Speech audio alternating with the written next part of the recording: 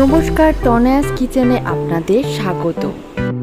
হোটেলের মতো বরবটি আলুর তরকারির রেসিপি নিয়ে চলে এসেছি তোমাদের কাছে। এটা একটা নিরামিষ রেসিপি। তাহলে চলো রেসিপিটা দেখে নিই। এই রেসিপিটার জন্য আমাদের লাগছে আলু, বরবটি, গাজর আর বড়ি।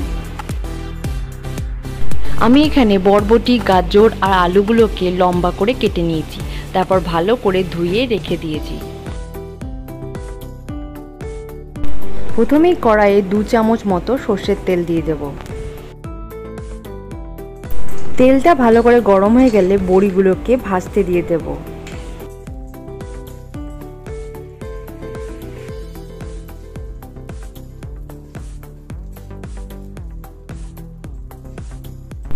এই দেখো, বড়িগুলো আমাদের লাল করে ভাজা হয়ে গেছে। এরপর বড়িগুলোকে তুলে নেব একটা পাত্রের মধ্যে।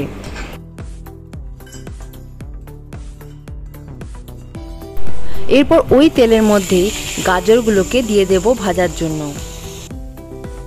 অল্প পরিমাণ নুন অ্যাড করে গাজরগুলোকে লাল করে ভেজে নেব। গাজরগুলোকে হালকা ভাজার পর ঢাকা দিয়ে আবার গাজরগুলোকে ভেজে নেব।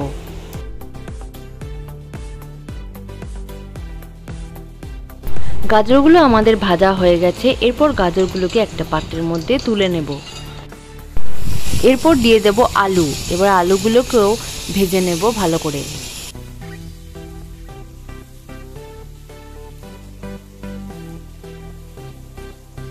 তেলটা কম ছিল তাই অল্প পরিমাণ তেল অ্যাড করলাম, মানে 1 চামচ মতো তেল অ্যাড করলাম।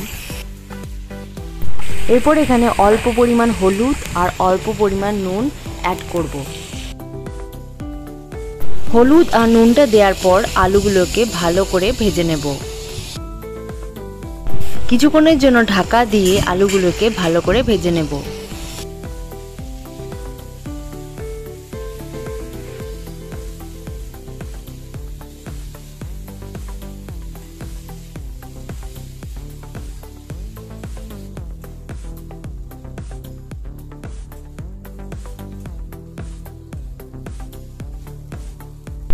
আলুগুলো ভাজা হয়েছে। এরপর আলুগুলোকে আমরা তুলে নেব একটা পাত্রের মধ্যে। ওই তেলের মধ্যে আবার 1 চামচ মতো তেল দিয়ে দেব। তারপরে বরবটিগুলোকে ভেজে নেব।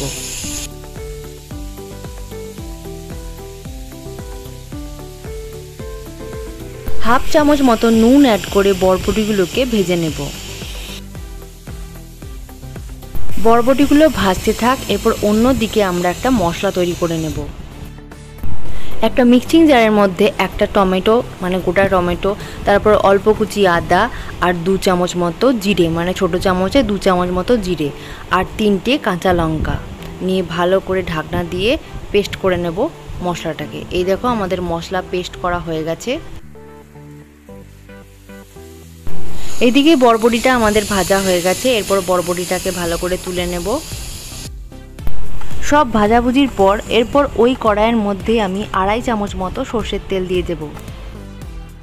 আপনারা হয়তো ভাবছেন যে এত তেল কেন? আসলে হোটেলের মতো রান্না করতে গেলে একটু একটু তো তেল লাগবেই। আপনারা চাইলে তেলটা কমও দিতে পারেন, কিন্তু হোটেলের মতো টেস্ট আসবে না। যাই হোক, ওই তেলের মধ্যে দিয়ে দেব হাফ চামচ মতো 5 ফোড়ন, তেজপাতা, তারপর ওই মশলাটা, মানে যে মশলাটা মিক্সিতে করলাম। তারপর এর মধ্যে দিয়ে দেব হলুদ, কাশ্মীরি লঙ্কা গুঁড়ো, নুন আর ধনে গুঁড়ো, আর অল্প পরিমাণ চিনি দিয়ে দেব। ব্যাস, মশলাটাকে ভালো করে কষিয়ে নেব।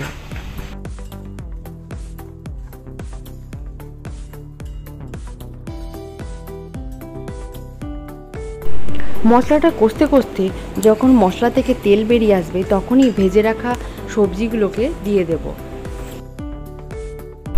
এরপর সবজির সাথে মশলাটাকে ভালো করে কষিয়ে নেব। কিছুক্ষণ ঢাকা দিয়ে মশলাটাকে কষিয়ে নেব সবজির সাথে। কিছুক্ষণ পর ঢাকাটা খুলে নিলাম। আমাদের সবজিটা ভালো করে কষানো হয়ে গেছে। এরপর পরিমাণ মতো জল দিয়ে দেব।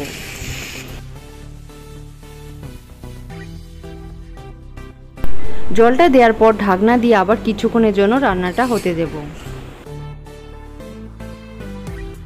কিছুক্ষণ পর ঢাকনাটা খুলে নিলাম। এই দেখো আমাদের সবজিটা ভালো করে ফুটে উঠেছে। এই সময় চেক করে নিতে হবে সবজিগুলো সেদ্ধ হয়েছে কিনা। এরপর ভেজে রাখা বড়িগুলোকে দিয়ে দেব। আবার ঢাকা দিয়ে কিছুক্ষণের জন্য রান্নাটা হতে দেব, যাতে ভালোভাবে বড়িটা সেদ্ধ হয়ে যায়। সবজি বড়ি সবই সেদ্ধ হয়ে গেছে, আমাদের রান্নাটা প্রায় রেডি। এরপর এখানে দিয়ে দেব গরম মশলা গুঁড়ো। সবজিটাকে ভালো করে একটু নেড়ে নেব। সবজিটাকে একটা পাত্রের মধ্যে ঢেলে দেব। এই দেখো আমাদের বরবটি সবজি কিন্তু একদম রেডি। রেসিপিটা অবশ্যই ট্রাই করো। এরকম বরবটি সবজি গরম গরম ভাত বা রুটির সাথে সার্ভ করো, আর আমাকে জানিও কেমন হয়েছে রেসিপিটা। আর আমার ভিডিও যদি ভালো লাগে তো ভিডিওটা লাইক করো, শেয়ার করো, আর চ্যানেলটা সাবস্ক্রাইব করতে কিন্তু একদম ভুলো না, আর পাশে থাকা বেল আইকনটা প্রেস করতে ভুলো না।